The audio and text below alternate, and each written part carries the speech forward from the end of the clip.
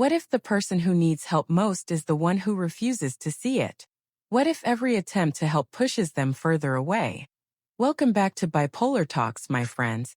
I want to take a deep breath with you before we begin this important conversation, because today we're tackling one of the most complex and emotionally charged aspects of mental health. When someone you love deeply is trapped in denial about their illness. Whether it's your parent, your partner, your child, or your closest friend, this situation can leave you feeling helpless, frustrated, and heartbroken.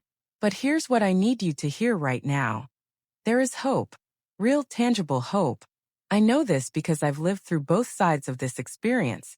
As the person drowning in denial, convinced I didn't need help, and as the loved one desperately trying to reach someone in that same dark place. Today, I want to share with you not just the psychological insights, but the practical tools, the compassionate approaches, and most importantly, the stories of transformation that prove change is possible. Before we dive in, if this topic speaks to your heart, do me a favor. Hit that like button if you've ever struggled with this situation. Subscribe to join our growing community of compassionate mental health advocates, and share this with someone who might need to hear this message today. Your engagement helps these important conversations reach more people who need them. Understanding the depths of denial. Let me take you back to my own story. When I was first diagnosed with bipolar disorder, I fought that diagnosis tooth and nail.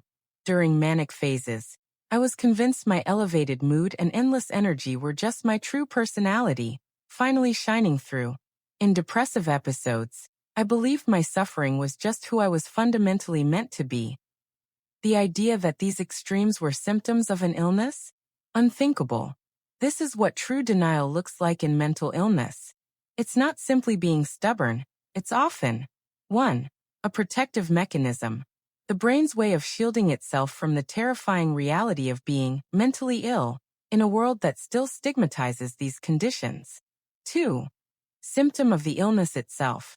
Particularly with bipolar disorder, the very nature of the condition can prevent self-awareness. Mania literally alters perception, while depression distorts thinking. 3. Trauma response, especially if they've had negative experiences with mental health treatment in the past. 4. Identity protection. For many, admitting to a mental illness feels like admitting there's something fundamentally wrong with who they are. Pause for reflection. Can you remember a time in your life when you resisted acknowledging something important about yourself? Maybe a health issue you ignored, or a relationship problem you avoided facing. That defensive feeling that's close to what your loved one might be experiencing, but amplified by their mental health condition. The neuroscience of denial. Why logic doesn't work. Here's where it gets really fascinating. Modern neuroscience shows us that during active mental health episodes, the parts of the brain responsible for self-reflection and rational decision-making often aren't functioning properly. It's not that your loved one won't see the truth. They literally can't in that moment.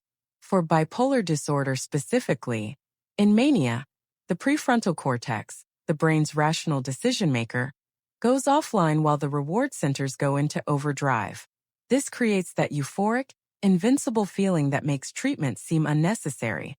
In depression, the brain's alarm system becomes hyperactive while its problem-solving capacities diminish, creating a sense of hopelessness about recovery. In mixed states, the conflicting signals create such internal chaos that coherent thinking becomes nearly impossible. Metaphor alert. Trying to reason with someone in the grip of mental health denial is like trying to convince a fish that it's wet. Their entire reality is shaped by the very thing you're trying to get them to see. The three-phase approach to breaking through. After years of personal experience and professional research, I've developed this comprehensive approach. Phase 1. Preparation, your foundation. Educate yourself thoroughly about their specific condition. Build your own support system, therapy support groups.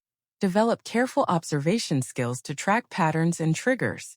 Practice self-care to maintain your emotional reserves. Phase 2. Connection, building bridges. Identify and wait for those golden windows of stability. Master compassionate communication techniques. Learn to separate the person from their symptoms. Develop patience for the cyclical nature of progress. Phase 3. Boundaries protecting everyone. Establish clear, loving limits. Prepare for pushback and testing of boundaries. Develop contingency plans for crisis situations. Maintain hope while accepting the reality of the situation. If your loved one had diabetes but refused insulin, how would your approach change if you understood that their refusal was partly caused by low blood sugar affecting their thinking? Mental health conditions deserve the same medical understanding. Advanced communication strategies. What works? I've noticed you've been sleeping less and have so much energy lately.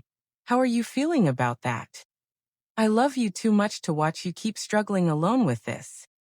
What would need to happen for you to feel safe getting help? I'm here when you're ready, and I'll keep reminding you because you matter.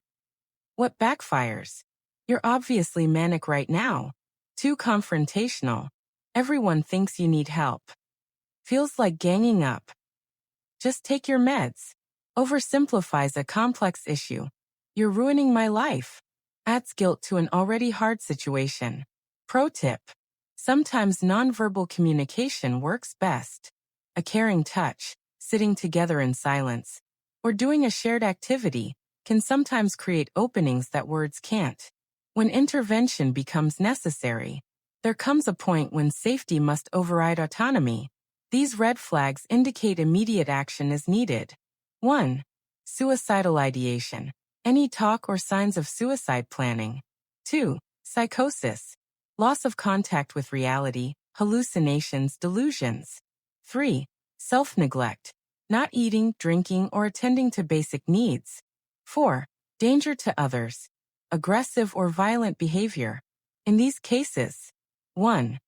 Contact their treatment team if they have one. 2. Call a crisis hotline for guidance. 3. Consider emergency services if imminent danger exists. 4. Prepare for possible hospitalization. Hopeful reminder. Many of the most successful recovery stories begin with what felt like failures at the time. Hospitalizations, interventions, rock-bottom moments. What feels like an ending might be the beginning they need. The Caregiver's Survival Guide. Here's the truth no one tells you. You cannot help someone else if you're drowning yourself. These self-preservation strategies are essential. 1. Boundary framework. Emotional boundaries, what you'll listen to. Time boundaries, when you're available. Financial boundaries, what you'll contribute. Safety boundaries, what behavior you'll tolerate. 2. Support systems. Therapist for yourself. Support groups, NAMI DBSA. Trusted friends who understand. Regular check-ins with your doctor. 3. Radical acceptance practices. Recognizing what you can/can't control. Letting go of guilt for setting limits. Finding meaning in small progress. Celebrating your own resilience. Empowering thought. Your value isn't determined by their recovery. You matter regardless of their choices. Transformational stories. Proof hope is real. Let me share some light in the darkness. 1. The executive. Successful businessman who cycled through jobs and marriages for 20 years before proper treatment. Now stable for a decade and helping others. 2. The artist. Talented creator who nearly died from self-medication before accepting bipolar diagnosis. Now using their experience in their creative work. 3. The parent. Mother who lost custody during psychotic episodes, now reunited with children after years of treatment. All these transformations started exactly where you might be right now, with someone who cared enough to keep trying, but was wise enough to take care of themselves too.